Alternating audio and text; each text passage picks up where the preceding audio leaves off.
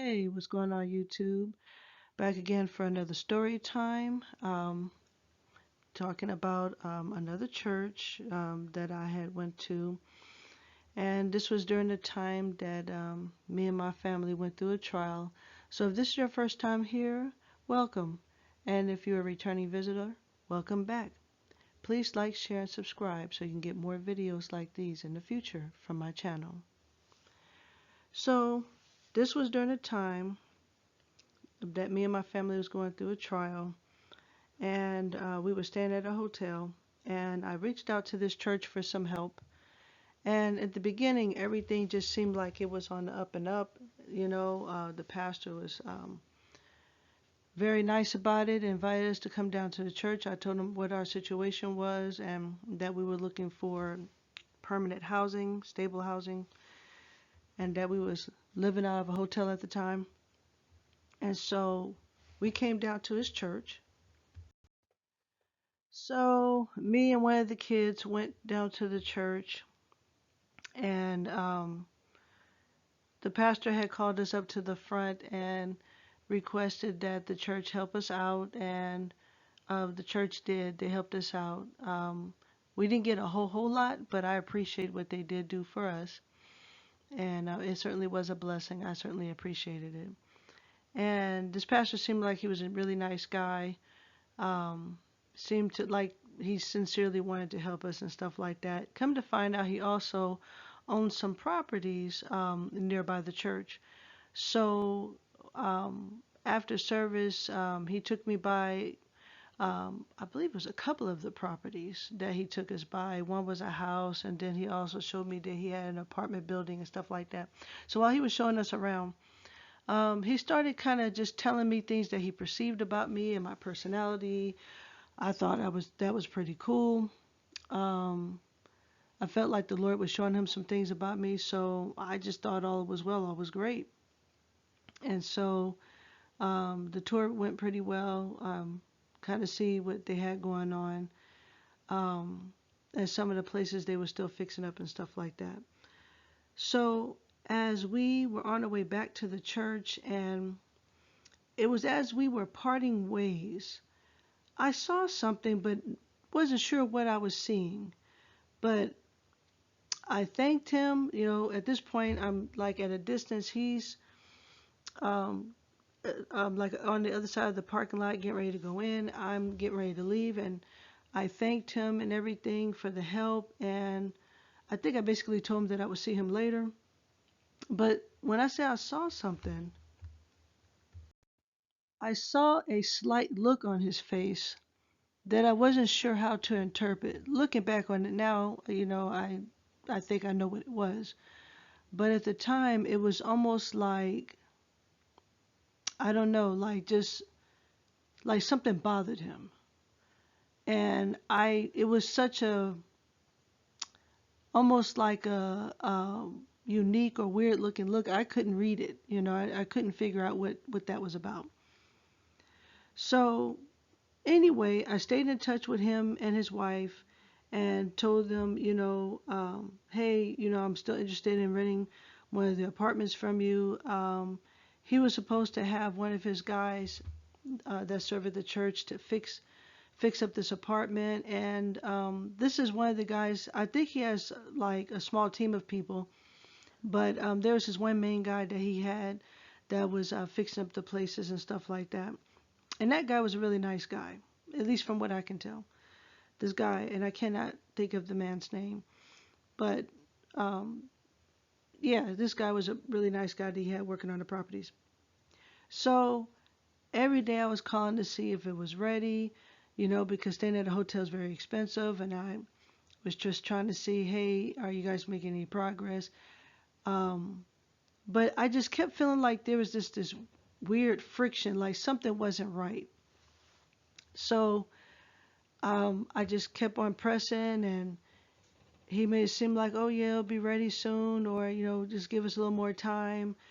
All this time, I didn't know what this pastor was doing behind closed doors. So fast forward some days later, they told us, okay, you can go ahead and move into the apartment. And I could not believe what I saw when I walked in. Um, it was very, very dirty. I mean, as soon as we walked in, there was a dead, smashed rat on the floor. It was smashed flat. A dead rat on the floor when we first walked in. And where you walk into this apartment, there's a kitchen. And then that's where it was like a little, like I guess a little porch, back porch, and then there's the kitchen. So, like right when you are entering in the kitchen, there's a smashed dead rat. And I believe, yeah, that was right at the entry point of where the kitchen was. Then you come in, the kitchen was still pretty dirty. There was bugs in there. I was like, what? The furniture they had in there was dirty. The carpet was filthy. It had dog feces in it. I mean, pee, poop in it. I just couldn't believe it. The couch in there was dirty. The place was filthy. The only thing that looked almost halfway decent was the bathroom. And I said almost halfway decent. But even that wasn't very clean. Looked like someone just literally threw some paint on the wall in there, like in one section, and that was it. And I'm like, why would he? I I was just in disbelief. Why would he move us into a place like this? It was disgusting. And so I called him up and I talked to him, and I was just like, hey, I thought we agreed that you guys were going to fix up the place before we moved in. I mean, it was really bad. And I can't even remember what this pastor said, but he really didn't have no good excuse for what he did. I didn't realize at the time he did it out of spite. Okay. Um, he was being very dirty about what he did, and I had no idea why. I didn't know what was wrong with him. Like, it was like he changed. So I ended up talking to the maintenance guy, or the guy he had to work on the place. And the guy told me the truth. He told me that the pastor wouldn't allow him to really work on the place. He kept putting him somewhere else. And from what the guy was telling me, or from my understanding, the guy was reminding him, hey, you want me to get this place ready? Because he was right there during that meeting when the pastor said he was going to get the place ready for us, like right away. And so, or at least like within a few days. And he said every time he would try to work on it, the pastor would have send him somewhere else, would have him do something else. It was intentional. So I was like, I told him, hey, we're going to have to leave. And we ended up getting our money back from the maintenance guy. The guy was nice, gave us the money back. And let me show you how God was looking out for me and my family. The pastor and his wife was out of town. And from the way they treated me over the phone, I'll just say mostly the pastor, they became very rude and mean about the whole situation, um, angry even. And I'm like, but you moved me into a filthy place with animal feces in the carpet with a smashed in dead rat. Really? You're mad at me? And to be fair, I don't know if his wife even know that he did that. That he had me move into a filthy place like that. See? But he knows what he did. So we got our money back. I moved out, but I just feel like if the pastor was still in town, they would have came in there and really would have gave us a hard time. I probably wouldn't even have got my money back. We was only there overnight because we definitely had to leave the next day.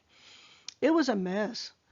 So, and at that time, we didn't have a car. So our car, I think, was in the shop at the time. So, and that now we don't have a car at all now. Some negative stuff went down with that. But at that time, our car was still in the shop. We didn't have no transportation. And so I had to go get a U-Haul, get our stuff out, and go somewhere else the next day. But it was a hot mess. So to make a long story short, we ended up moving back into a hotel, and I gave their maintenance man back their key to the apartment. I did right by them. I just didn't understand the anger coming from the pastor when he knew what he moved us into. And I even texted him and let the pastor know that I turned in their key. And all that he gave me was a thumbs up. No prayers, no I hope you guys be okay, nothing. So next thing I know, some of the members of his church just stopped talking to me. And I think he instructed them not to talk to us. So the people at that church never got my side of the story. So it looks like I just left. The pastor deliberately stirred up all of that mess and did me and my family really dirty. I had really thought I had found a church home. And the cold part about this is there was this lady that worked at my kids' school who called someone at the church during the time they were taking offering for us, unbeknownst to me. And she basically said, please help them. They are really nice people. And I think that's what really motivated them to help us. So for that to turn around and blow up the way it did because of the pastor's dirty actions is a trip to me. So now let me tell you why he did all of this. So I prayed about it, and this is what the Lord told me, that this pastor was the type of man that wanted certain type of people around him. This is I'm going by the best of what I can remember what the Lord was showing me and what was telling me. He was telling me that he knew that I was not the type of woman that would sleep with him. That I wasn't that kind of person. That I was basically an honest woman. Um, I'm really like doing my best to live right. I'm just not that kind of person. I'm not that kind of woman. And when he saw that and realized that I wasn't that kind of woman, he no longer wanted me to be a part of his ministry. He didn't want me around. I guess he just figured if he can't use me some kind of way or fool around with me, there's no point in having me there at that church. And when the Lord showed me that or told me that, that really shocked me because you would think a pastor want decent people around them, not scandalous people, not dirty people, not women who are just willing to do whatever. But the way I used to think about it when pastors would fall or fall from grace or, do things, I would think it's because they were tempted and they gave in. But this guy, no, he wanted that type of woman around. These are the kind of people he wanted around him. He doesn't want good people around him. He wants people that's at his beck and call that would do anything. Um, want a woman around that will, fool around with him and stuff like that. And he saw that I wasn't that type of person. And so back to that look that I told you that I had, that I got from him, it was like a weird look. And then now looking back on it, I realized what it was. I believe that was the point where he realized, she's not that kind of woman, you know. And I think maybe he had me go to these different properties with him, briefly and show me around, I guess maybe to give me an opportunity to make a move or make a face. I don't know. I'm only guessing on that part. But I just know that at the end of our little tour, it was just like something hit him or he just realized something. And I think that's the point when he realized I just wasn't that type of woman. So that's why he did the scandalous thing he did. That's why I was basically disfellowshipped from the church unofficially. And even just as even time went on, and when I reached out to the church again, not for help, not that kind of help, um, but just reached out, he still had the same attitude, just cold, heartless, mean. And I was just like, wow, like, has he not learned anything?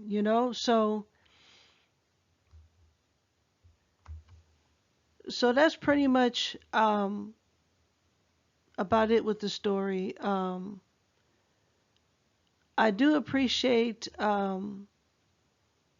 how me and his wife had peace at the end for the most part. Um, or at least she came back and apologized about everything. But I can't say that everything ended totally peacefully. But the main focus here was mainly about how the pastor treated me and my family.